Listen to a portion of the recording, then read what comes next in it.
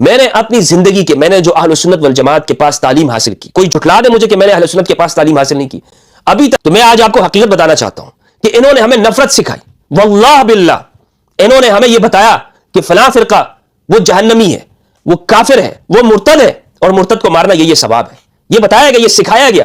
اور جس زمانے میں نے تعلیم حاصل کی ہے اس زمانے کے لڑکوں کے، میرے کلاس فیلوں کی حالت دیکھ لیں، ڈھونڈے ان کا نام و نشان ڈھونڈے، وہ آپ کو کن کن تحریکوں میں ملیں گے، کن کن جگہوں پہ آپ کو نظر آئیں گے، سب پتہ ہے، یہ لوگ بھی جانتے ہیں۔ اور ہم کہاں پر ہیں؟ اللہ نے ہمیں کیوں بچایا؟ کیوں ہم لوگوں کی تکفیر نہیں کر رہے؟ کیوں میں لوگوں کو مارنے کی بات نہیں کرتا؟ مجھ سے تکلیف کیا ہے ان مولویوں کو؟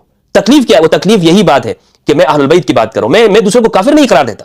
آج اگر میں دوسروں کو کافر قرار دینا شروع کر دوں، آج اگر میں یہ بات کروں کہ یہ سارے فرقے فلاں مرتد ہیں، رافضی یہ ہے وغیرہ وغیرہ، دیکھیے گا پھر پروٹوکول کو دیکھیے گا۔ اسی لیے یہ ناراض ہیں کہ بھائی یہ تو دھندا بند کر رہا ہے ہمارا، یہ تو اہل البیت کی بات کر رہا ہے، لیکن اہل البیت کی بات کے ساتھ ساتھ انہیں معلوم ہے کہ لوگوں میں محبت بیٹھے گی، شیعہ سنی آپس میں قریب ہوں گے، اور ان کی قائم کردہ جہالتیں اس کا خاتمہ ہوگا۔ یہی ایک وجہ ہے بنیادی۔ میں اپنی بات اس لیے کروں، میں اپنی بات کروں گا باقیوں کی نہیں، اور باقیوں سے بھی آپ پوچھ لیجئے کہ انہوں نے اپنی عوام کو کیسے جاہل بنا کے رکھا ہوا ہے۔ ان کے علماء تک انہیں یہ بات معلوم نہیں ہے۔ 10 سال میں نے تعلیم حاصل کی اہل سنت مدرسے کے اندر، مجھے یہ پتا نہیں تھا کہ حدیث الثقلین کیا ہے۔ اس سے بڑی گمراہی کچھ ہے؟ اس سے بڑا افسوس کا مقام کچھ ہے؟ اس سے بڑا کوئی واویلا کرنے کی مقام کچھ ہے کہ 10 سال تک بخاری بھی پڑھ لی، مسلم بھی پڑھ لی، ابو داؤد، نسائی، ترمذی، ابن ماجہ بھی پڑھ لی، لیکن یہ بھی پتا نہیں ہے کہ حدیث الثقلین کیا ہے۔ استاد صاحب نے یہ نہیں بتایا کہ حدیث الثقلین رسول اللہ نے فرمایا کہ میں تم میں 2 گراں قدر چیزیں چھوڑ کے جا رہا ہوں، قرآن اور اہل البیت، تم کبھی گمراہ نہیں ہوگے۔ یہ حدیث نہیں بتائی، اور اس کی بہت ساری وجوہات ہیں۔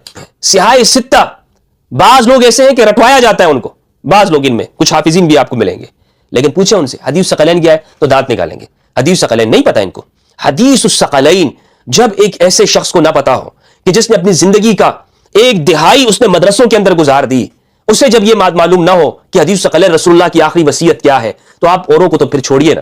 مجھے کیسے معلوم ہے؟ اس بات کا میں بتا چکا ہوں کہ مجھے حدیث الثقلین کا علم کیسے ہوا، کیسے مجھے حدیث الثقلین تک میں پہنچا، اور مجھے یہ ہدایت ملی، اہل البیت کے قریب ہوا، اہل البیت کے علوم کے قریب ہوا۔ مجھے بتائیے، یہ لوگ کہتے ہیں کہ جناب ہم صحابہ سے دین لیتے ہیں، رسول اللہ نے کب فرمایا صلی اللہ علیہ وآلہ وسلم؟ قرآن اور صحابہ۔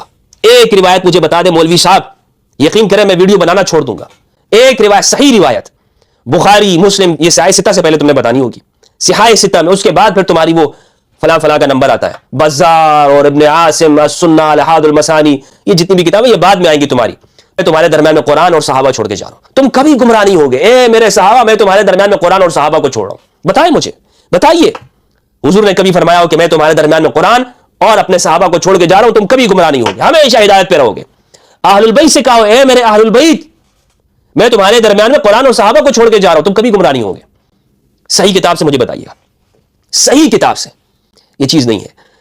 اس لیے جب میں یہ بات کرتا ہوں کہ میں اتنے عرصے تک جب مجھے نہیں معلوم ہوئی حدیث الثقلین، اور پھر معلوم ہو گئی، اور الحمدللہ نفرت کا خاتمہ بھی ہو گیا، اور حدیث الثقلین صحیح مسلم کے اندر موجود ہے، ترمذی کے اندر موجود ہے، کتابوں کے اندر میں اس پر کئی مرتبہ گفتگو کی ہے، تخریج کے ساتھ میں نے یہ حدیث پیش کی ہوئی ہے۔ تو سنن ترمذی کی روایت لے لیجیے 3786، اسی طرح صحیح مسلم کی 6225، باقی کتابوں کے اندر، نسائی کے اندر ہے، خصائص کے اندر ہے۔ میں جب اپنے آپ کو دیکھتا ہوں کہ جب ہم اہل البیت کی جانب آ سکتے ہیں، اور ہمیں اتنا ہماری برین واشنگ کی گئی، نفرت ہمارے اندر انڈیلی گئی، تو اس لیے میرے دل کے اندر، میرے ذہن میں دوسرے فرقوں والوں کی کوئی نفرت موجود نہیں ہے۔ حضرت ابوبکر رضی اللہ تعالیٰ عنہ، رسول اللہ صلی اللہ علیہ وآلہ وسلم نے کبھی بھی ان کو صدیق نہیں کہا۔ حضرت عمر رضی اللہ تعالیٰ عنہ، رسول اللہ نے کبھی بھی ان کو الفاروق نہیں کہا، لیکن جسے رسول اللہ نے صدیق اکبر کہا، جسے الفاروق کہا، الفاروق وہ ذات کہ جو حق اور باطل کے درمیان میں جدائی کرنے والی ہے، رسول اللہ نے جسے ان کے درمیان میں تمیز کرنے والا ہے، جدائی کرنے والا ہے، امام علی علیہ السلام۔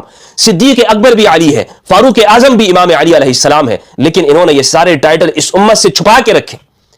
سیدۃ النساء اہل الجنہ، خدیجۃ الکبریٰ ام المؤمنین سلام اللہ علیہا، صدیقہ ہے، طیبہ ہے، طاہرہ ہے، اور سیدہ الزہراء فاطمۃ الزہراء علیہ السلام البتول۔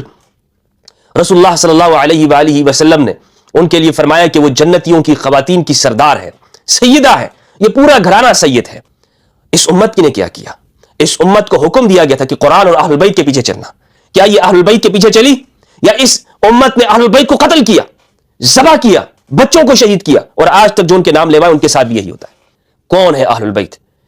کن سے رسول اللہ نے فرمایا کہ ان سے رجس اور ناپاکی کو دور کر دیا گیا ہے؟